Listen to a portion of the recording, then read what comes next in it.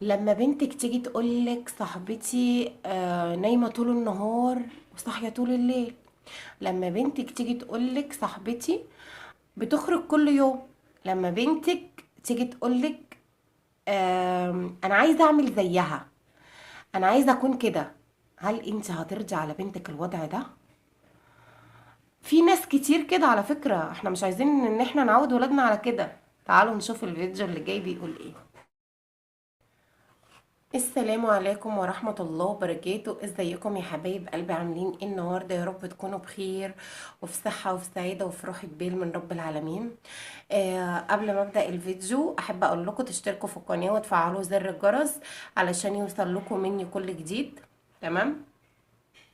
واقول لكم شكرا على المشاهدات يا جماعه اللي انتوا بتشاهدوها لي، وانا بصراحه يعني بحبكم في الله. وشكرا على كل واحد اشترك في قناتي وكل واحد بيتابعني وكل واحد بيتفرج لي على فيديوهاتي، انا بشكره من قلبي بجد.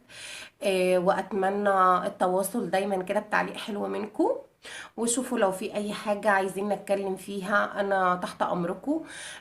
بقول لكم يا جماعة انا النهاردة باذن الله آه عايزة أكلمكم عن كيفية التعامل مع بناتنا، مع البنت يعني بنتنا، بنتك، أو يعني إزاي أنا أتعامل مع بنتي.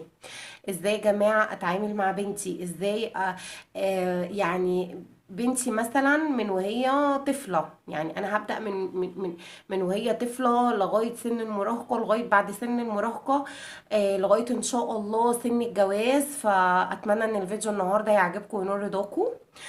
طبعا في مرحلة الطفولة او في اول مرحلة في حياتنا، بنتك دي ما بتكونش عارفة غيرك. يعني يعني انتي الامان بالنسبة لها، انتي الحنان بالنسبة لها، انتي كل حاجة بالنسبة لها. بلاش يا جماعة تخلوا يعني ولادكم من صغرهم يعني ايه يبعدوا عنكم. بلاش تخلوا المسافة كده بينكم. بلاش تخلوا المسافة كده بينك وبين بنتك، لا. المسافة انا عايزاها كده بينك وبين بنتك كده، ما يبقاش في مسافة اساسا. يبقى كل حاجة تعرفها لك، كل حاجة تقولها لك، كل حاجة يعني عينك عليها في كل حاجة. طبعا مش ان احنا مثلا هنكره العيال في حياتهم، لا. مش يعني انا عايزاكي تعملي العملية دي بوعي، عايزاكي تعملي العملية دي بثقافة، عايزاكي تعملي يعني الحاجة دي ان انتي آه يعني بوعي وبثقافه، ان انت تخلي بنتك تتقرب لك في كل حاجه، تحكي لك على كل حاجه، تبقى انت سرها. انت سرها، ما تروحش تحكي لواحده بعيده عنك، ما تروحش تحكي لواحده صاحبتها طبعا تقول لها راي غلط، يخليها تعمل حاجه غلط. لا، احنا في غنى عن الكلام ده كله يا جماعه. فانا دلوقتي انا عملت الفيديو دوت. بنوتك هي حبيبة قلبك، هي صاحبتك، هي اختك، هي كل حياتك. بلاش ان انتي تحرميها من عطفك ومن حنانك اول حاجة. يعني بصوا خليكوا كده. يعني البنت بالذات يا جماعة، البنت بالذات أنا بسمع دلوقتي عن حاجات. ربنا يحفظ بناتنا يا رب، ويا ربنا يحفظ أولادنا من اللي هم فيه. علميها ازاي تحضر شنطتها، علميها ازاي تتكلم مع أصحابها، علميها ازاي تمسك تليفونها. الوقت الهون اللي تمسك تليفونها فيه، الوقت الهون اللي ما ينفعش تمسك تليفونها فيه. علميها ازاي تحافظ على نفسها، علميها ازاي تلبس، علميها ازاي تتكلم. علميها. طبعا انا لو قعدت اقول على دور الام يا جماعة، دور الام ما بينتهيش، ما بينتهيش في حياتنا خالص. فاحنا هنبدأ طبعا من مرحلة الطفولة يا جماعة، هنبدأ ان احنا نخلي بالنا من بناتنا، بحيث ان احنا ما نخليهمش يخبوا حاجة علينا. طبعا وقت اللعب للعب، ووقت الجد للجد، ووقت الهزار للهزار. اعلميها امتى تنام، امتى تصحى. يعني انا بسمع والله، انا اوقات بناتي بيقعدوا يقولوا لي ماما احنا هننام مثلا الساعه ده اصحابنا بيناموا الساعه 8 الصبح. ليه عشان ايه بنتي تنام الساعه 8 الصبح؟ بنتي اتدناها نايمه طول النهار يعني اتدناها نايمه طول النهار وصاحيه طول الليل. فين العقل يا جماعه في كده؟ فين الحكمه في كده؟ فين يعني انا لما بنتي تقول لي صاحبتي بتنام الساعه 8 الصبح ولا 9 الصبح، ده ايه؟ يعني مع احترامي لكل ام، بتخاف على بنتها، مع احترامي لكل ام بتحافظ على بنتها، ده اسلوب حياة ما ينفعش. ما ينفعش انام بنتي الساعة 8 و9 الصبح علشان خاطر اريح دماغي منها طول النهار. ما ينفعش يا جماعة. يعني اهتمامك ببنتك اولا ورعايتك ليها هو دوت اللي هيغذي فكرها بعد كده، هو دوت اللي هيخليها مسؤولة. علميها ازاي تشيل هدومها، تعلقها، تطبقها، ت... يعني تنظف غرفتها. انا لو قعدت اتكلم عن تعليم البنات، وقعدت اتكلم عن ان احنا اللي احنا بنزرعه في اولادنا هو اللي احنا بنحصده، مش هخلص كلامي. ده اسلوب حياة يا جماعة، ده اسلوب حياة. علميها ازاي تتكلم مع الناس، علميها ازاي تبقى واثقة في نفسها، علميها ازاي صاحبتها دي اتكلم معاها اقول لها ايه، ينفع اقول لها ايه وما ينفعش اقول لها ايه. طبعا كله باهتمامك انتي، وكله بدورك انتي، وده كله بيرجع لك انتي، بيرجع للام.